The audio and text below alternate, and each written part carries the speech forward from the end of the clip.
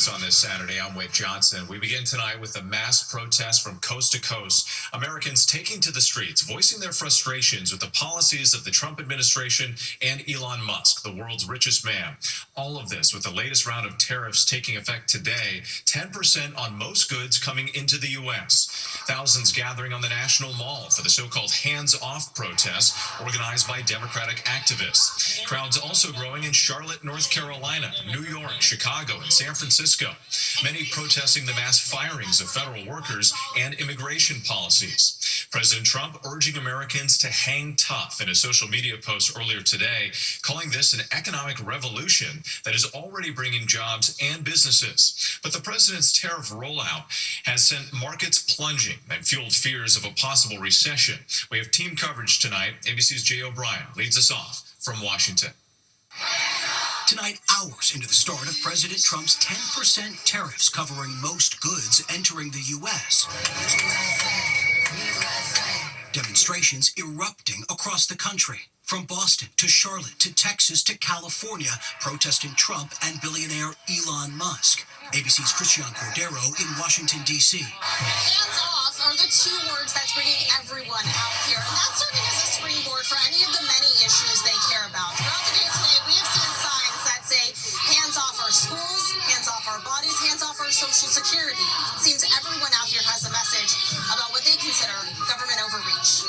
And tonight, as President Trump's first round of reciprocal tariffs officially snap into place, with steeper tariffs just days away from more than 50 countries, Musk appearing to take aim on social media at White House economic advisor Peter Navarro, the architect of Trump's tariff policies.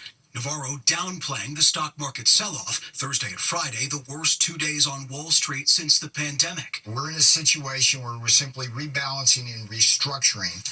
I can guarantee you that the market will find its bottom, that we will have the Dow hit 50,000 easily during the Trump second term. Most economists warning U.S. consumers should brace for higher prices and disruptions. Grappling with Trump's tariffs on foreign cars and car parts, the British automaker of Jaguars and Land Rovers announcing it's pausing all U.S. shipments.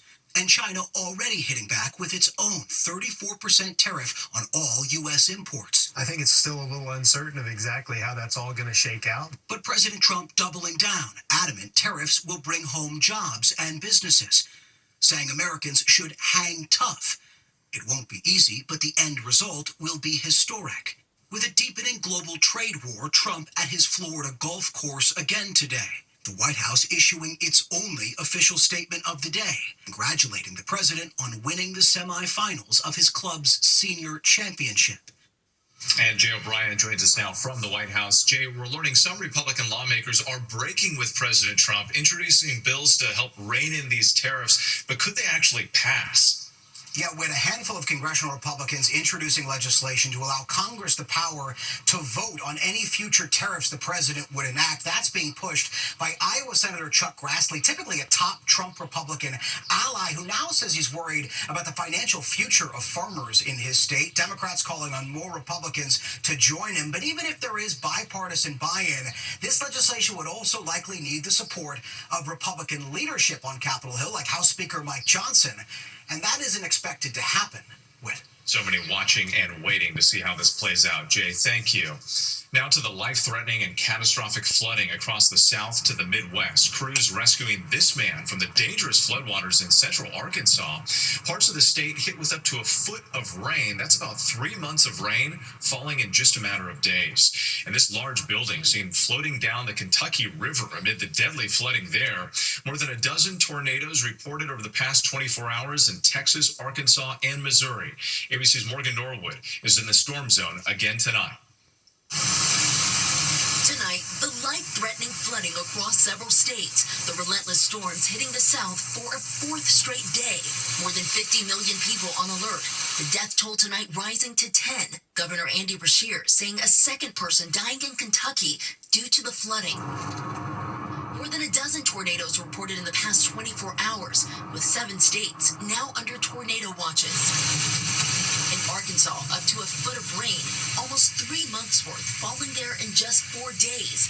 Floodwaters nearly submerging some buildings, like this antique shop in Hardy, Arkansas.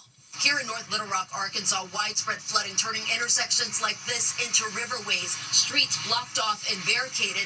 And as the rain continues to fall, the danger mounts. Cars littered along this highway overnight, stalled by the flooding. Rescues happening across several states. First responders here in Texarkana pulling people out of their cars, rescuing this man. He was floating in the water and he just didn't want to go.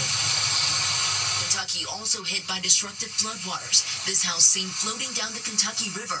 Now, just a pile of debris.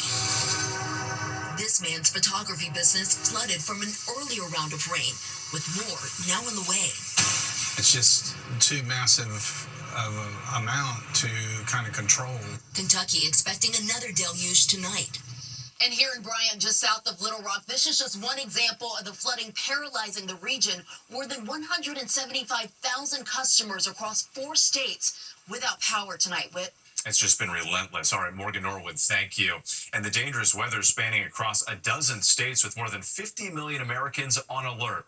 Let's bring in meteorologist Danny Beckstrom with our New York station WABC. And Danny, this flood threat is far from over.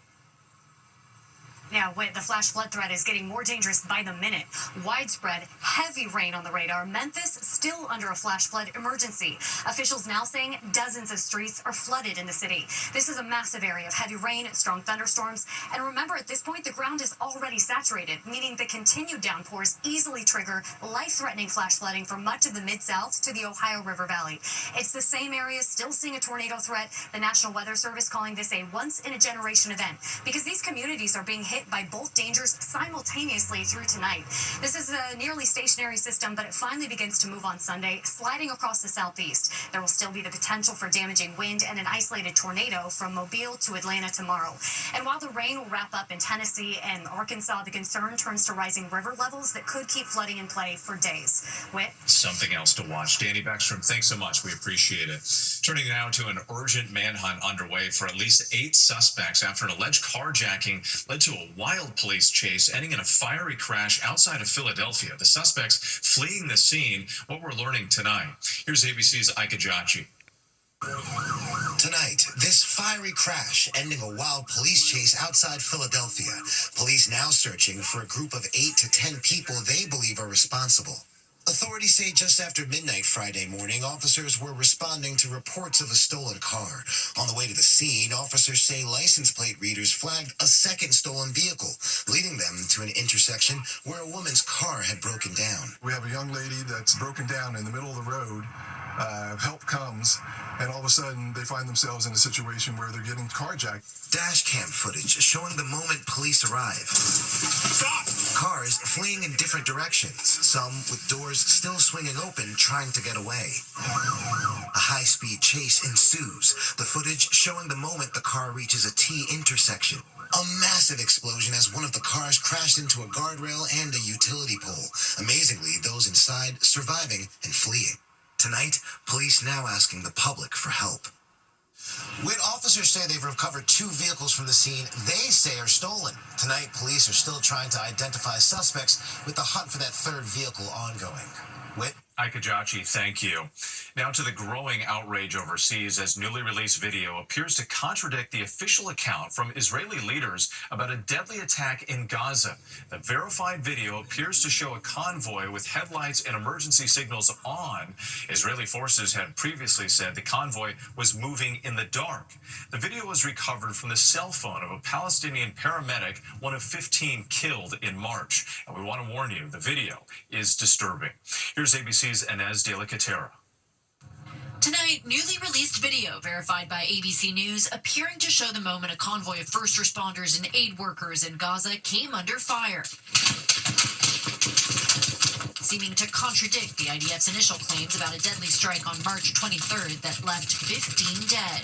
The IDF saying shortly after the incident that when troops opened fire, the vehicles were advancing suspiciously toward IDF troops without headlights or emergency signals. The IDF also saying they killed a Hamas operative and 8 other militants in that operation. But this video, recovered from the cell phone of Rifat Radwan, a Palestinian paramedic killed in the attack, shows the vehicles moving with their headlights on. lights flashing, some people even wearing reflective gear before coming under fire. Tonight, the IDF saying in a new statement to ABC News the incident is under thorough examination. Under the Geneva Convention, it is a war crime to knowingly fire at a medic wearing clear insignia. An Israeli military official saying Hamas has previously used ambulances or similar vehicles to transport militants. With the UN saying these aid workers and first responders were killed while trying to save lives, they're now demanding answers and justice. Whit. All right, Inez, thank you. Tonight, China putting the brakes on a deal to save TikTok from being banned in the U.S. after those tariffs were announced. Let's bring in ABC's Alex Brochet in Washington. And Alex, President Trump now extending the deadline an additional 75 days, hoping to make this work. Wait, there's no question that President Trump is fond of TikTok. In fact, he credits the app with his victory in 2024. And so now, for a second time, he stepped in and extended the deadline for TikTok's U.S. operations to become majority American-owned, saving the app from an imminent ban after a deal stalled right before crossing the finish line. Now, Vice President J.D. Vance led negotiations between TikTok's parent company ByteDance and a group of U.S. investors. The deal would allow ByteDance to keep a stake under 20%, and Trump was to sign an executive order for the agreement this week so long as China also signed off. Vance's team believed that they had a really good deal. But then the president made his tariff announcement on Wednesday, and on Thursday morning, ByteDance informed the White House that China would not approve anything for TikTok until negotiations could be held on the Trump tariffs. So until then, that algorithm remains in ByteDance's control, and a deal for TikTok remains on hold. Alex Brochet for us, thank you. Now to the economy and consumers racing to stockpile items as the latest round of tariffs kick in. Some analysts warning Americans to brace for higher prices on everything from furniture to cars to groceries and alcohol. Here's ABC's Alexis Christoforous. Tonight, consumers going on a tariff-induced shopping spree, from appliances to alcohol. College senior Cedar Roach stocking up on champagne. There was a threat of a really large tariff on champagne, and I don't want to pay more to celebrate my graduation. Americans now rushing to buy before President Trump's tariffs are felt at the checkout counter. Economists warning the tariffs could cost the average family of four an extra $7,200 a year. Roach and her boyfriend loading up on Guinness, canned goods, even antiseptic wipes. I'm a diabetic, so using needles, disinfectant wipes, where they're largely manufactured in China, these are things that are likely to go up in cost. I did my math, I did my homework. Noel Piguero spending over $3,000 to get ahead of the tariff effect. I bought this TV, 40-inch TV for $217. And I said myself, I'm pretty sure that TV is gonna cost probably around $400. But tonight, experts urging against panic buying. It might make sense to stick with what you have for a little bit longer rather than going into debt to rush a purchase. Experts also warning tonight against hoarding items like toothpaste and toilet paper, saying there's no sign the tariffs will lead to shortages. Whit. Alexis Christoforous, thank you. And tune into This Week tomorrow morning. George Stephanopoulos interviews top White House economic advisor Kevin Hassett about the global fallout from President Trump's sweeping new tariffs, and an interview with Senator Cory Booker to discuss his record-breaking speech in the Senate.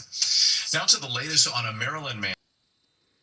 Next tonight, the measles outbreak in Texas shows no sign of slowing down. 7 young children at a daycare center in Lubbock have been diagnosed with measles. 1 child needed to be hospitalized. Statewide, at least 481 cases have been confirmed since the virus started spreading in late January. The vast majority of the patients were unvaccinated or with unknown vaccination status. And we have an important recall to tell you about tonight. Nearly 200,000 Vivitar blender bottles are being recalled. The Consumer Product Safety Commission says the blades can continue to operate when the bottle is not attached, posing a laceration hazard. No injuries have been reported, but the commission says customers should stop using the blenders, which were sold at Target between December and January. The manufacturer says it will contact customers about turning them in. When we come back here tonight, the major change for the Mega Millions lottery. To the index now, and big changes for Mega Millions. Today, the price of a ticket went from $2 to $5, which should mean much larger payouts. The average jackpot is expected to jump from $450 million to more than $800 million. And this is the biggest weekend for college basketball. The men's Final Four tonight, Auburn meeting Florida, Duke taking on Houston. And the women's final is set. Defending champ South Carolina beat Texas last night 74 to 57. They'll face UConn, which demolished UCLA 85 to 51. The Huskies back in the final for the first time in 3 years. You can watch it tomorrow right here on ABC starting at 3 p.m. When we come back, America Strong, the heartwarming reunion behind bars.